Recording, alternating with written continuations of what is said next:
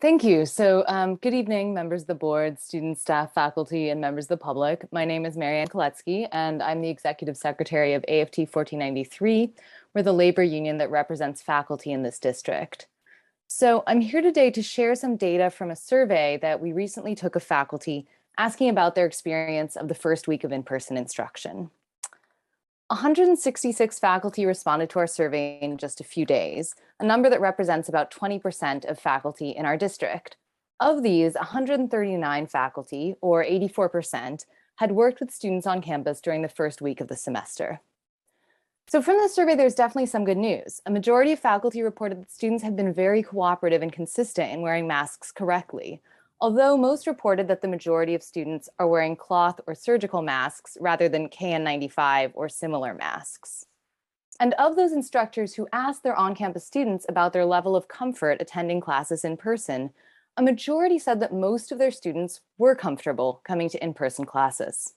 For example, one instructor wrote, quote, "My in-person students have all expressed excitement about being in class in person. Perhaps this is because as an English class, they had previously found the online was not a good modality for them.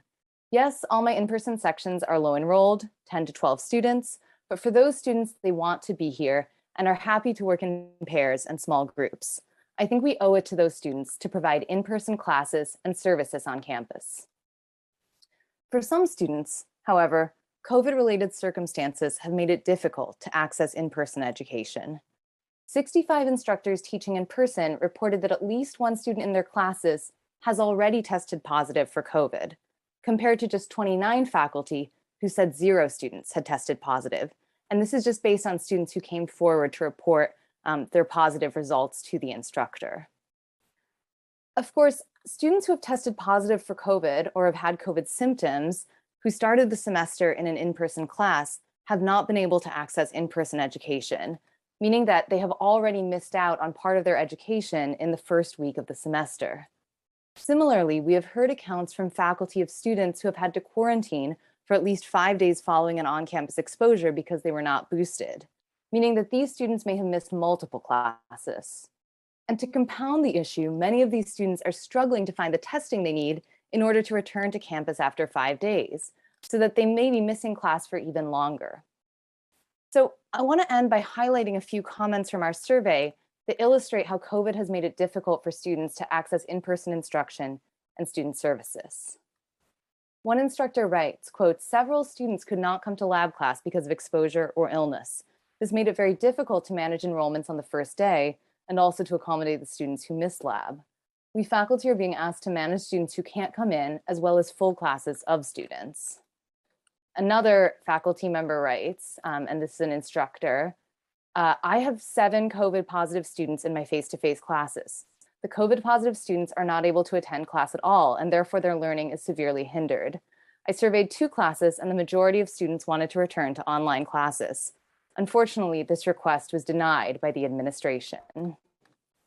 A counselor writes, quote, "Even though the district requires 3 days a week on campus for counselors, so far on my on-campus days, all but 1 or 2 students have selected to meet virtually, even when given the choice of virtual or on-campus appointments. Today, for example, all appointments are virtual, even though I am in my office. My Counseling 111 class was canceled with only 3 students enrolled. That's an in-person class, while the online class has a wait list." An instructor writes, quote, "It has been very difficult to accommodate those who are nervous about returning to campus and therefore wanting or needing to stay home. My classrooms are not set up for hybrid teaching, nor are my lesson plans, but it equally doesn't seem right to deny students from course content because they cannot come in, either due to fears or caring for elderly. I have been offering to Zoom in those at home, but as I said, neither the classroom nor I are set up for it. It has been tremendously stressful." And I'll just read a few more short quotations from our survey. Quote, "Students who tested positive or had symptoms have not come to class, fortunately, but it requires a bunch more work for me to keep working with those students to keep them from falling behind. I'm not sure this will work long-term if more have to miss class." Another, "Most of the 15 or so students in my class prefer not to attend class. Several of them have reached out saying they have tested positive with symptoms or are quarantining for various reasons and cannot come to campus." And another, "One lecture class has an enrollment cap of 60. The room was filled with no available seats. Students were very close to each other." Finally, quote, students are very concerned about being safe on campus and worry about missing coursework should they contract COVID and not complete the semester. Several have asked if they could work remotely if and when they fell ill, rather than miss class on campus completely.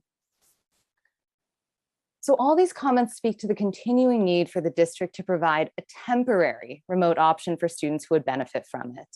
To be clear, we as AFT are not asking that all in-person courses and student services be moved online. Rather, we are asking that faculty be allowed to consult with the students they serve and be able to make the decision to move online if they determine, based on consultation with students, that a temporary move to online delivery would better allow these students to access instruction or student services. This policy is already in place at our neighboring districts, Foothill De Anza and City College of San Francisco. Our data suggests that in the current circumstances, most faculty would not choose to make their work remote. However, every class, every student, and every faculty member is facing different obstacles, and faculty need the flexibility to do what is best for our students.